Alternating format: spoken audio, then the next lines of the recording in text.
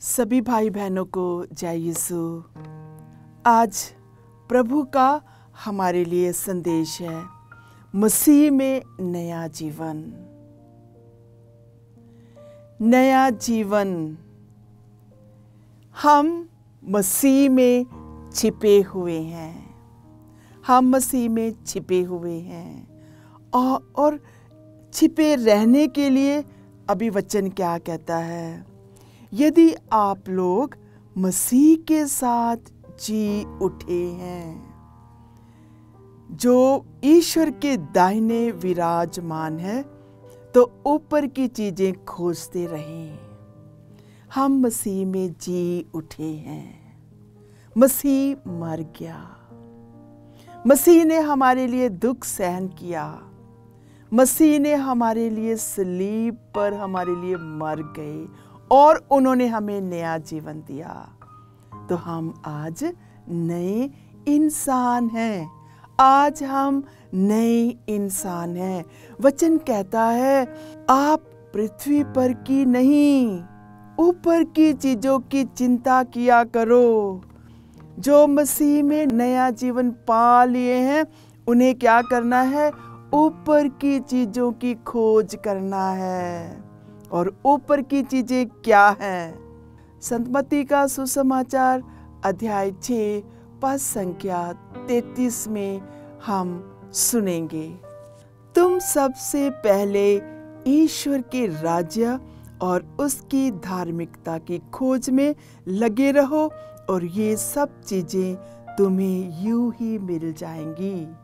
हमें क्या करना है कि हम नए बने रहें? उसके लिए हमें ईश्वर के राज्य की खोज करनी है।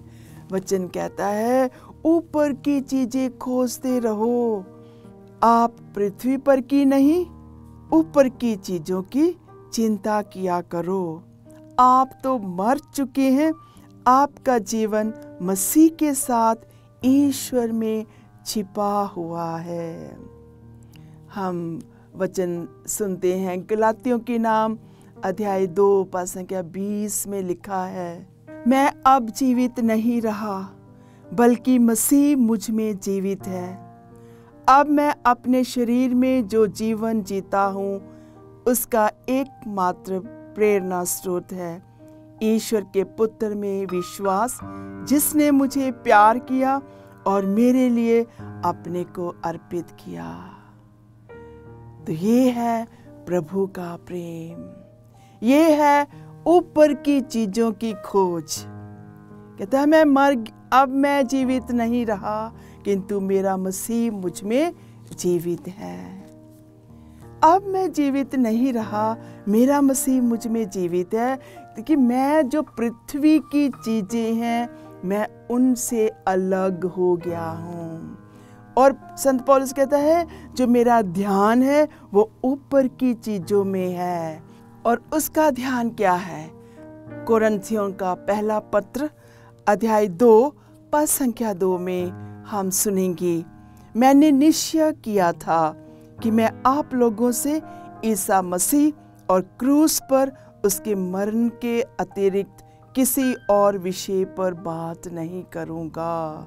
कहते हैं कि मैं केवल ईसा मसीह और उसके क्रूस को जानना चाहता हूँ और मैं किसी बात पर अपना ध्यान नहीं लगाऊंगा। तो ये है, हम ईश्वर में छिपे हुए हैं। तो हमारी सोच क्या होनी चाहिए? स्वर्गीय सोच, ना कि धरती की सोच। स्वर्गीय सोच ये है कि मैं अपने ईश्वर को जानूं। स्वर्गीय सोच ये है कि मैं पवित्र रहूं। स्वर्गीय सोच ये है कि मैं पाप में नहीं, किंतु हमेशा कलीसिया के दिए हुए नियमों को मानते हुए, उन नियमों पर चलते हुए मैं एक नया जीवन जीता रहूं। मसीह ही आपका जीवन है। जब मसीह प्रकट होंगे, तब आप भी उनके साथ महिमान्वित होकर प्रकट हो जाएंगे। हम कब महिमान्वित किए जाएंगे, हम कब मसीह के समान प्रकट होंगे, जब हमारी सोच स्वर्गीय सोच होगी। और वो स्वर्गीय सोच क्या है? मैं अपने आप को मारकर, मेरी इच्छाओं को मारकर, मेरे धरती की सोच समझ को मारकर मुझे स्वर्ग की सोच को अपनाना है, तभी ही हम महिमान्वित किए जाएंगे। इसलिए आप लोग अपने शरीर में इन बातों का दमन करें जो पृथ्वी की हैं। इसलिए वचन कहता है इन बातों का दमन करें, इन बातों को छोड़ें, तभी ही तुम ईश्वर के उस राज्य में आनंद विभोर होकर रह पाओगे। उस नए जीवन को जो यीशु ने हमें दिया है पिता ईश्वर के द्वारा, वो मरकर हमारे लिए जी उठे, तो तभी ही हम उस महान ईश्वर के साथ महिमान्वित किए जाएंगे। कहते हैं इन बातों का दमन करें जो पृथ्वी की हैं, अर्थात व्यभिचार, अशुद्धता, कामुकता, विषय वासना और लोभ का, जो मूर्ति पूजा के सदृश हैं। सो आज प्रभु हमें बताना चाहते हैं कि हम मसीह में नए बनाए गए हैं, हमें नया जीवन मिला है।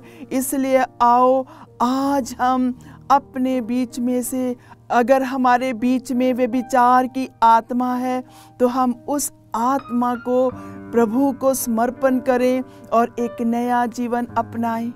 परिवार में हमें ईश्वर ने जीवन साथी दिया है और हम उस जीवन साथी को अपनाकर शुद्धता का जीवन जिएं और उस नए जीवन में बने रहें। अगर हमें ऊपर की चीज़ों की खोज करनी है, हमें ईश्वर के राज्य में आनंद से रहना है, उस नए जीवन में हमें लगातार लागू करना है, तो हमें हमेशा अपने आप को पवित्र करना है। आओ हम उन भाई बहनों के लिए दुआ करें जो वे विचार में फंसे हुए हैं, वे विचार में फंसकर वे निराश हैं, उन्हें सही मार्ग दिखाई नहीं दे रहा है। आओ हम प्रार्थना करें कि वे भी मसीह में छिपे रहें, वे भी मसीह में नया जीवन पाएं। दूसरा शब्द है अशुद्धता। कहते हैं हम अशुद्ध हो जाते हैं, हम अशुद्धता का जीवन जीते हैं, हम पवित्रता का जीवन नहीं जीते हैं। तो जब हम इन सब बातों में रहते हैं तो हम पुराने स्वभाव में ही पड़े रहेंगे। प्रभु आज बुलाता है, आओ हम नया जीवन जिएं, आओ हम अपने आप को मारें, आओ हम प्रभु को प्यार करें। जिस तरह संत पौलुस कहता है, मैं और कुछ नहीं चाहता हूँ, मैं केवल यीशु को जानना चाहता हूँ, मैं उसकी क्रूस को जानना चाहता हूँ जिस पर उसने अपनी जान दी है। मैं और कोई बात में भी इंटरेस्टेड नहीं हूँ। हमें अपनी विषय वासना और लोभ, हमारी वासनाएं, हमारा बुरा देखना, आज हम प्रभु से इन सब से छुटकारा मांगने के लिए दुआ करें। प्रभु जो मेरे जीवन में लोभ है, मैं कभी कभी जब हम लालच करते हैं, जो हमें प्रभु ने दिया है धन्यवाद नहीं देते हैं, आओ हम इन सब बातों का दमन करें जो पृथ्वी की हैं। इन बातों के कारण ईश्वर का कोप आ पड़ता है। कहते जब हम नया जीवन जीते हुए पृथ्वी की बातों में मगन हो जाते हैं तो हमें ईश्वर का क्रोध हम पर पड़ता है। ईश्वर हमसे नाराज हो जाता है। ईश्वर हमें प्यार करता है और वो चाहता है कि हम पवित्र रहें। जब आप इस प्रकार का पाप में जीवन बिताते हैं तो आप भी पहले ये सब कर चुके हैं। अब तो आप लोगों को क्रोध, उत्तेजना, द्वेष, परनिंदा और अश्लील बातचीत, ये सब एकदम छोड़ देना चाहिए। कभी एक दूसरे से झूठ नहीं बोलें। तो आज का वचन हमें याद दिलाता है कि आओ हम एक नए स्वभाव को अपनाएं। आप लोगों ने अपना पुराना स्वभाव और उसके कर्मों को उतार कर एक नया स्वभाव धारण किया है। वह स्वभाव अपने सृष्टिकर्ता का प्रतिरूप बनकर नवीन होता रहता है और सत्य के ज्ञान की ओर आगे बढ़ता है, जहाँ पहुंचकर कोई भेद नहीं रहता। यहाँ ना यूनानी है या यहूदी, ना खतना या खतने का अभाव, ना बर्बर है, ना सकूती, ना दास और ना स्वतंत्र। वहाँ केवल मसीह है और जो सब कुछ है और सब में है। सो वचन कहता है यहाँ केवल मसीह है और जो सब कुछ है वो सब में है। तो आओ आज हम भेदभाव को छोड़ते हुए उस प्रेम में बने रहें। आप लोग ईश्वर की पवित्र एवं परम प्रिय चुनी हुई प्रजा हैं। तो यहाँ पे वचन हमें याद दिलाता है, कहते हैं कि आप पवित्र और चुनी हुई प्रजा हैं, इसलिए आप लोगों को अनुकंपा, अभी यहाँ पे कहते हैं हमें मसीह में नए बनने के लिए क्या करना है। हमें अनुकंपा, सहानुभूति, विनम्रता, कोमलता और सहनशीलता धारण करनी चाहिए। हमें मसीह में नया बनना है। पुरानी बातों को छोड़कर हमें नया स्वभाव लेना है।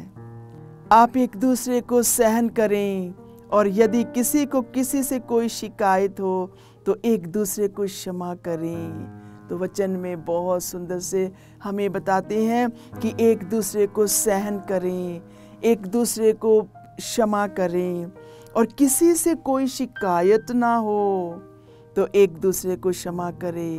प्रभु ने आप लोगों को क्षमा कर दिया, आप लोग भी ऐसा ही करें। इसके अतिरिक्त आपस में प्रेम भाव बनाए रखें। ये सब कुछ एकता में बांधकर पूर्णता तक पहुंचा देता है।